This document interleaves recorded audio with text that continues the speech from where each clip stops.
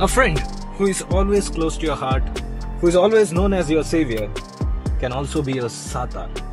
I'm talking about this person.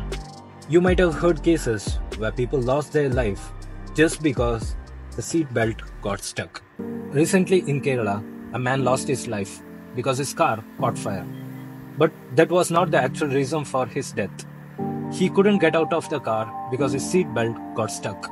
So today in this video, let's discuss how to get out of such situations. In this situation, never get panicked. You have a lever below your seat, pull that and get back as much as possible.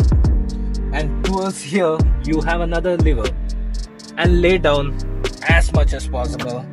Then slowly pull this seat belt this way and over here. Put both your legs out. So I'm requesting you guys, please share this because one share can save one life.